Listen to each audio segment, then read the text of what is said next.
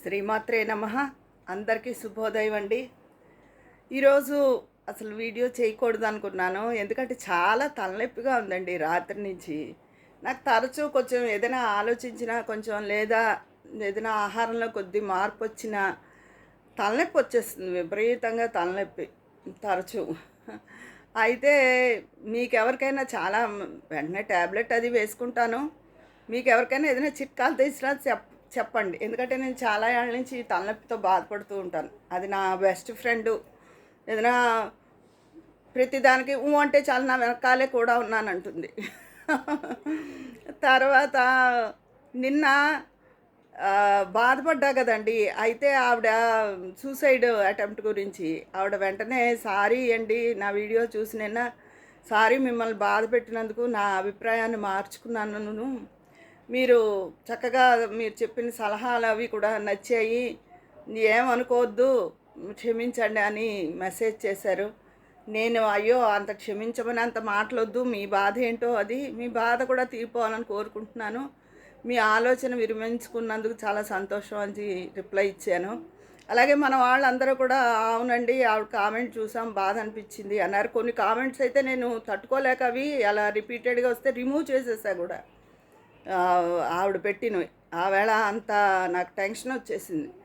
అయితే శ్రీదేవి గారు అబ్బరా శ్రీదేవి గారు అని చేస్తూ ఉంటారు. ఆవిడైతే స్పెషల్గా ఆవిడకి మెసేజ్ కూడా చేశారట, వద్దు అలాంటి ఉద్దేశం మానుకోండి అని. శ్రీదేవి గారు మీకు చాలా థ్యాంక్స్ అండి, మన ఛానల్ తరఫున మీరు కూడా రెస్పాండ్ అయినందుకు. అయితే అలా చిన్న చిన్న విషయాలకి చిన్నవంటే మనకి చూసి వాడికి చిన్నవి అనిపించవచ్చు, ఏ బాధైనా అనుభవించే వాడికే తెలుస్తుందండి.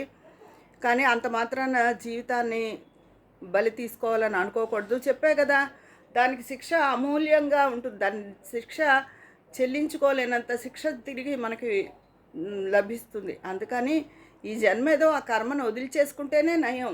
ఏ జన్మలోనో చేసాం మనం పాపం, ఈ జన్మలో అనుభవిస్తున్నాం అనుకుంటే ఎక్కువ కష్టం ఉండదు.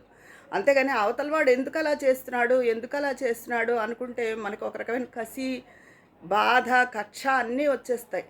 మనమే ఏదో పాపం చేసాం, ఆ పాపానికి శిక్ష అనుభవిస్తున్నాం అనుకుంటే అంత బాధ ఉండదు తెలుసా. ఆ రకంగా ఆ కోణంలో ఆలోచించండి. అదే మన కర్మ సిద్ధాంతం చెప్పేది కూడా. అది విషయం అండి. అయితే ఎవరు కూడా అలా బాధపడద్దు. జీవితం అంటేనే రకరకాల ఆటుపోట్ల మిశ్రమం అండి. ఎప్పుడూ ఒకేలా సుఖం ఉండదు, ఎప్పుడూ ఒకేలా కష్టము ఉండదు. కష్ట సుఖాల కలయికే ఈ జీవితం. ఎప్పుడు ఎవరికైనా అంతే, నవ్వుతూ పైకి కనిపిస్తారు, వాళ్ళకి డబ్బు సమస్యలు ఉండవు, బాగుంటారు అనుకుంటారు. కానీ వాళ్ళకి అనారోగ్యమో, పిల్లలకి సంబంధించినవో, లేకపోతే వాళ్ళకే ఏవో చెప్పుకోలేని ఉంటాయి. పైకి నవ్వుతూ కనిపించినంత మాత్రాన వాళ్ళకి ఏమీ సమస్యలని కాదు. కాకపోతే భగవంతుడు కొందరికి ఆ సమస్యలను ఎదుర్కొనే ధైర్యాన్ని ఇస్తాడు. అదొక అదృష్టం వాళ్ళకి. అందరూ కూడా అలా ధైర్యం కావాలని ప్రార్థించాలి. ఆ ధైర్యం కావాలి, ఆ సమస్యను ఎదుర్కొనే శక్తిని మాకు ఈ తండ్రి అని. ఎందుకంటే మన కర్మని తీసేసే శక్తి భగవంతుడికి కూడా లేదు. కాకపోతే గొడ్డలితో పోయి గోటితో పోయేలా చేయగలుగుతాడు ఆయన. అంటే ఎంతో తీవ్రంగా జరగవలసిన కర్మని స్వల్పపాటిగా ఉండేలా చేస్తాడు భగవంతుడిని ప్రార్థిస్తే. ఎందుకంటే ఎంతటి వాళ్ళైనా సరే ఆ కర్మని అనుభవించి తీరవలసిందే. సాక్షాత్తు శ్రీకృష్ణ పరమాత్ముడే గాంధారీ శాపం వల్ల యదువంశం అయింది.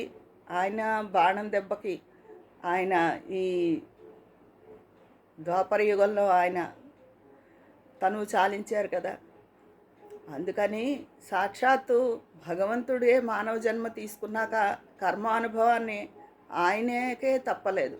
ఎందుకు ముందు జన్మలో వాలిని చెట్టు చాటు నుంచి కొట్టినందుకు ఆ కర్మను అనుభవించవలసి వచ్చిందని సాక్షాత్ ఆయనే చెప్పారు. అందుకని భగవంతుడు మానవ జన్మ ఎత్తినా ఆయనే కర్మ ఫలితాన్ని తప్పించుకోలేనప్పుడు మనుషులం మనం ఎంతండి. అందుకని ఉంటాయి బాధలు ఉంటాయి, సుఖాలు ఉంటాయి, రెండూ ఉంటాయి. కర్మ అనుభవాన్ని బట్టి బాధ ఎక్కువ ఉండొచ్చు. అందుకని తనువు చాలించాలని అనుకోకూడదు. ఆ బాధను ఎదుర్కొనే శక్తిని తండ్రి అని భగవంతుడిని ప్రార్థించాలి. ఆ శక్తి అదే వస్తుంది. మీ మొహం మీద చిరునవ్వు వస్తుంది.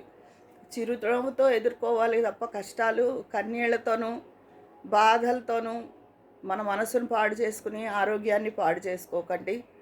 అందరూ మన వాళ్ళందరూ ఆయురారోగ్య ఐశ్వర్యాలతోనే కాక మనశ్శాంతితో ఆరోగ్యంతో ఉండాలని నేను ఎప్పుడూ భగవంతుడిని కోరుకుంటాను. ఎందుకంటే మీరందరూ మీ అందరి సపోర్ట్ వల్లే నేను ఈ పాటిగా ముందుకు వచ్చాను, చిన్నగా మొదలుపెట్టిన నా ఛానల్ని. అలాంటప్పుడు మీరు నాకు ఆప్తులు కాకుండా ఎలా ఉంటారండి? ఏదైనా నేను బాధపడ్డా, ఏదైనా అయినా, విజయ్ గారు మీ మెసేజ్ ఇంకా రాలేదు, మీ వీడియో ఇంకా రాలేదని వెయిట్ చేస్తున్నా అంటారు. మీ మాటలు ఎంతో మాకు ఉపయోగపడుతున్నాయని చెప్తారు సమాజానికి. అమ్మ అని, అక్క అని, మేడం అని, ఎన్నో విధాలుగా మీరు విజయ్ గారు అని నా ఫ్రెండ్స్ లాగా ఎంతో ఆపేక్షగా మాట్లాడతారు. మీ అందరి ఆదరాభిమానాలు నేను ఎప్పుడూ మర్చిపోలేనండి. భగవంతుడు ఈ ఏజ్లో నాకు ఇచ్చిన ఒక మంచి గిఫ్ట్ మీరంతా. అది ఈరోజు టాపిక్. అయితే మీకెవరికైనా కూడా తలనొప్పి గురించి ఏదైనా ఇంట్లో ఉపయోగం ఉండే చిట్కా ఏమైనా ఉంటే మాత్రం చెప్పండి. ఎందుకంటే ట్యాబ్లెట్ల వాడకం ఎక్కువైపోతుంది ఈ తలనొప్పి వల్ల. అలా కాకుండా తేలికపాటి చిట్కా ఎవరికైనా మీకు తెలిస్తే చెప్పండి తప్పకుండా. మీ అభిప్రాయాలు, ఉద్దేశాలు, నేను అడిగిన చిట్కా ఇవన్నీ కామెంట్ బాక్స్లో తెలియజేయండి. మరి మీరంతా వంటల హడావిడిలో ఉంటారనుకుంటాను. వీడియో అప్లోడ్ చేయడం ఇవాళ ఆలస్యమైంది. ఉంటాను. మీ స్నేహితురాలు విజయ పన్నాల.